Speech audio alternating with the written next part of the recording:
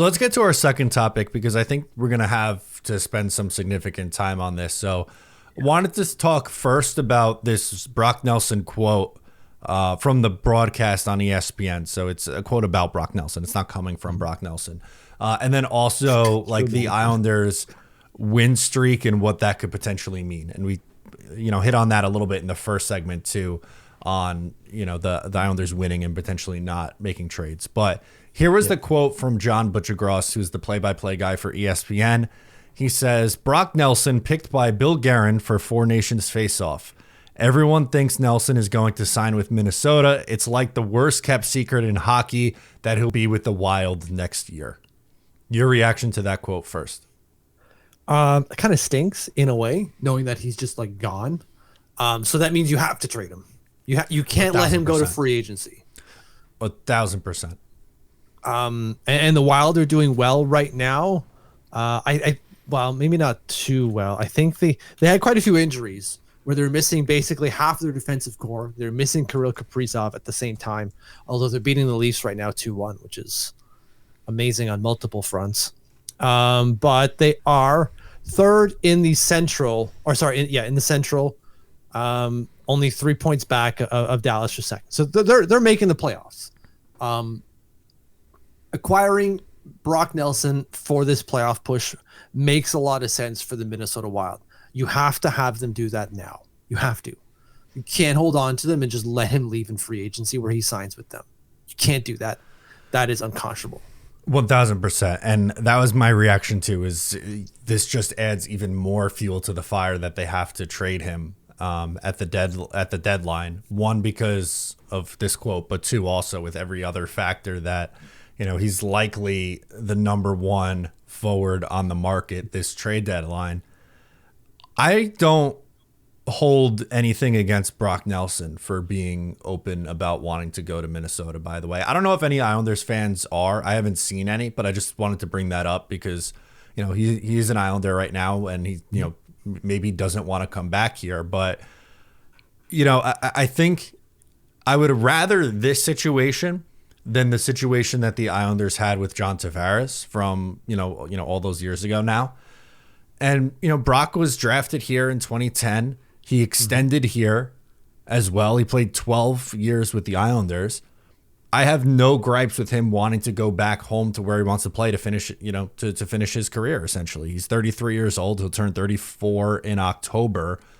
So I'd imagine whatever deal he gets next is probably one of his last, I would think. Mm-hmm. I have no gripes with Brock wanting to go to Minnesota to close his career. Yeah, and like most people will say that the situation is different in so much as not only in terms of the timing of their careers between Brock Nelson and John Tavares, it's also the messaging. And Brock Nelson has not come out and said, I want to stay, let me stay, I want to sign, we're going to try to make it work, we're going to do everything we can to make it work. And then at the last minute go like, haha, Naboo fighter, I'm going to Toronto because I've always dreamed of doing that. Obviously, you can't just come out and say that day one. But don't say the other thing. And that is not what is happening with Brock Nelson. He's not saying, I need to stay here. We're going to make it work. It's been very non-committal, that's for sure, from Brock Nelson. But that's okay. He doesn't have to commit. John Tavares painted himself into a corner and then, found an exit door for some reason or somehow. That's not going to be the case, it seems, with Brock Nelson. And that's why it's okay. It's also, then you add the whole timing thing because you're right. This is the last NHL contract after this. If you can, you play at home if you want to. And that's clearly something he would like to do. At least big one. I mean, sure, maybe he gets like a 3-year deal and then signs a couple 1-year deals after that. But like sure. Last chance to cash in, so to speak. What do we think? Maybe, $6 million in that range for 3 years. Like that's another $18 million. And then after that, who knows? It's probably a few 1-year deals if he wants to continue to play after that. And it's also not like, if you remember in 2018, Tavares was said, don't trade me. It's not like Brock Nelson has said at any point this year, don't trade me. And that's been public knowledge. The writing feels like it's on the wall. And again, that's okay. And it just goes to show you like two guys drafted by the Islanders. Nelson extended here through his prime. So that's another, plus on that side. But I think he's handled everything correctly. And didn't overpromise, and no one's going to have any issues if he ends up, he gets traded, let's say, whether it to be Minnesota or somewhere else as a rental, and then he signs with Minnesota over the summer. I don't think you're going to see really much hate from Islanders fans at all. No, he won't get booed on his return. That's for sure. Absolutely not. He'll get a big ovation, and he deserves it because he's been a really good Islander. Absolutely. So, but that's as it stands now. We'll see how this develops.